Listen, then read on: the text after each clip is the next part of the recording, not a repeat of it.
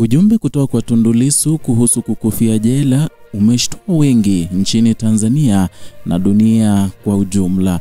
Ujambo na karibu kwa taarifa zetu za Kenyascope.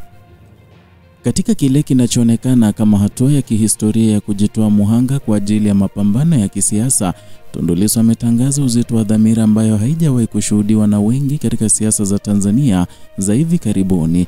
Ametangaza kwamba uwepo wake gerezani, kifo au uhuru wake haupimi thamani ya kushindana binafsi, bali ni namna yoyote itakavyotokea lazima ichukuliwe kama nafasi ya kuendeleza mapambano ya haki kwa manufaa ya umma, ikiwa moyo wa wafuasi utabaki thabiti.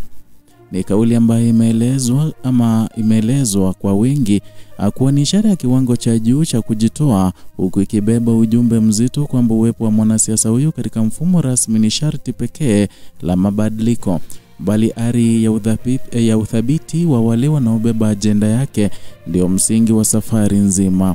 Kauli hii imetokea wakati kukiwa na ongezeko la shinikizo la kisiasa, hisia za hofu ya pamoja na sintofahamu ya hatima ya viongozi upinzani nchini.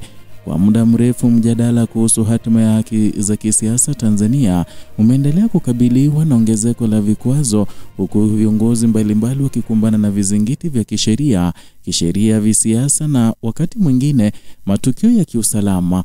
Katika mazingira hayo, maneno ya Lissu yameibuka si kwa malalamiko ya mtu aliyekata tamaa, bali tangazo la kujiweka rehani katika harakati pana zaidi ya mapambano.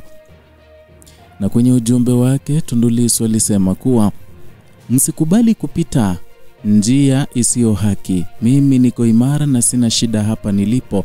Mimi nikifia humu jela, lakini nyinyi mkakaza. Jueni mtawasaidia wananchi. Nikifungwa mkakaza katika haki, bado mtawasaidia wananchi. Na nikiachiwa tutakaza wote kwa pamoja. Vile tutawasaidia wananchi. Lolote kati ya hayo matatu lina faida kwetu kama tusipozimia mioyo. Kuweni imara. Ujumbe wake Tundu Lissu kutoka gerezani ambao umeibua hasira na vile taharuki nchini Tanzania. Ujumbe wa Lissu umeweka wazi imani kwamba mabadiliko ya kijamii hayapatiwi nguvu na hali ya mtu mmoja, bali uwezo wa watu wengi kukubali dhana ya kufa au kuishi kwa misingi ya kutafuta haki. Na katika maelezo yake, umetakiwa kutotegemea nafasi ya mtu mmoja kama kinga ya matumaini, bali kuona kwamba mpangilio wa mifumo ya haki haujengwi kwa uwepo wa viongozi tu, bali kwa utashi wa wananchi kutoacha ajenda ya haki yangamie. Inatajwa kuwa msimamo huu unatokea ndani ya mazingira yaliyojaa historia ndefu ya kukosa uhuru wa mwanasiasa huyu, kuanzia kwa mashambulizi yaliyowahi kumtokea kipindi cha kuishi uhamishoni hadi kurejea kwake nchini kwa matumaini mapya. Kwa mujibu wa wachambuzi wa kihistoria, historia ya siasa, safari ya Lissu imekuwa na uwepo wa changamoto ambazo hazikuwahi kumtenganisha na ajenda ya kuamini katika nguvu ya umma. Ni safari iliyojaa ujenzi wa taswira kwamba hatima ya mpiganaji wa haki si mwisho wa mapambano, bali ni ishara ya mwanzo wa kizazi kipya cha wafuasi wenye dhamira. Na katika kauli yake, Lissu anaonekana kuhitimisha hoja kwamba taifa linalopigania mabadiliko halipaswi kufunga matumaini yake katika hatima ya mtu mmoja. Badala yake, hatima hiyo inapaswa kutazamwa kama matokeo yasiyoepukika ya mapambano ambayo yanaweza kumgeuza mpiganaji kuwa mwathirika, mshindi au kielelezo cha sadaka. Na katika chochote kinachojitokeza, kinapaswa kubaki na faida kwa wale watakaochuchumilia haki. Tanzania imepitia miaka yenye mvutano mkali kisiasa, hasa baada ya mabadiliko ya utawala. Mijadala kuhusu uhuru wa kisiasa pamoja na mjadala mpana kuhusu nafasi ya upinzani katika mfumo wa kitaifa. Na katika miaka ya karibuni, mijadala ya haki imekuwa ikifungamanishwa na matukio ya kukamatwa kwa wanasiasa, kufungwa kwa mikutano, kukwama kwa mchakato wa katiba na migongano ya taasisi za dola na vyama vya siasa. Ndani ya mazingira haya, simulizi ya Lissu inachukua nafasi ya dharura na ya kimkakati, kushinikiza jamii kuishi na imani kwamba mapambano ya kisiasa si mastaa na watu mashuhuri, bali ari ya pamoja inayoweza kuchukua sura yoyote. Na katika mazingira haya kifo chake kinaweza kuwa rejea ya ujenzi wa taifa jipya. Kifungo chake kinaweza kuibua mwelekeo mpya wa mshikamano, na uhuru wake unaweza kuamsha ufanisi wa kimapambano. Ujumbe huu unajenga mantiki ya kutoweka na nafasi ya hisia binafsi mbele ya hitaji la jamii, na unatoa tafsiri kwamba mapambano ya haki yanaweza kuzaa gharama kubwa na wahusika wake, lakini hayapaswi kupimwa kwa hisia za uoga au uoga wa kupitiliza. Na katika simulizi hilo, Lissu anawataka wafuasi waamini kwamba mapambano yanayochochewa kwa misingi ya hofu hayazai matokeo ya kudumu.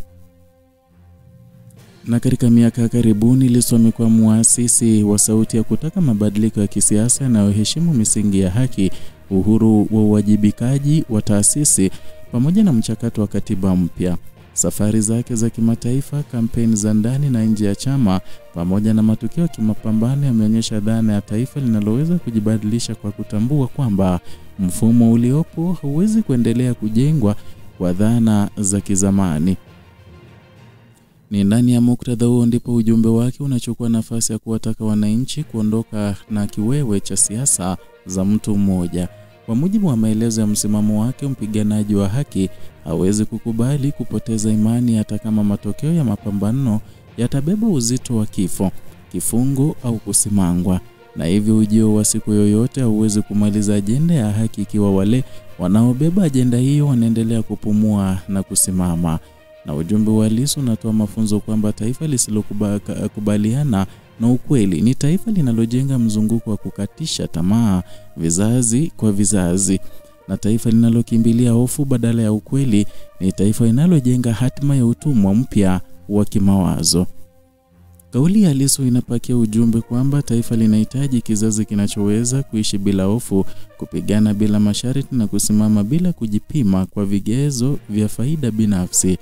Ndani ya ujumbe huo kuna taswira kwamba kizazi kipya cha Tanzania hakina nafasi ya kuishi kwa mazoea, kwa kutegemea tabasamu za viongozi au ahadi za kimaandishi, bali uzalendo wa kukubali kwamba taifa linaweza kubadilika kwa gharama ya vikosi vya watu wanaokataa kusalimu amri. Ni ujumbe ambao unafungua taswira ya taifa linaloweza kubeba uzalendo mpya, taifa la vijana wanaojua kwamba demokrasia haiwi zawadi ya utawala, bali matokeo ya mapambano yasiyolala.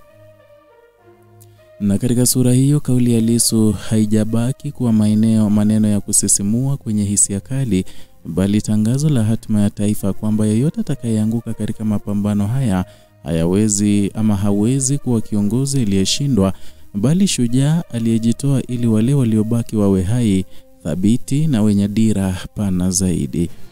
Safari ya kisiasa ya Tanzania si simulizi ndefu isiyoisha, ama ni simulizi ndefu isiyoisha na yenye kurasa ngumu, gali na zenye majeraha mengi. Na katika historia hiyo, Tundu Lissu anajiweka kama kielelezo cha mtu anayejitolea kwa jina la haki, kwa kuamini kwamba taifa linastahili kupiganiwa hata kama njia hiyo itachukua maisha, uhuru au heshima. Kauli yake imejenga mkondo mpya wa uelewa kwamba kile kinachotokea ni sehemu ya historia ya kujenga taifa huru, na kwamba kila matokeo, iwe mazuri au mabaya, yanaweza kugeuka ushindi ikiwa ari ya mpambanaji haitatetemeka. Na huo ndio msingi wa ujumbe wake kwamba uimara wa moyo wa walioko nje ni hazina ambayo hata kifo hakiwezi kuzima. Ni hayo tuliokuandalia kutoka hapa Kenyascope, channel yako pendwa ambayo inakuletea taarifa hizi na zingine kwa kina. Zidi kutusupport kwa kusubscribe, kulike na kushare.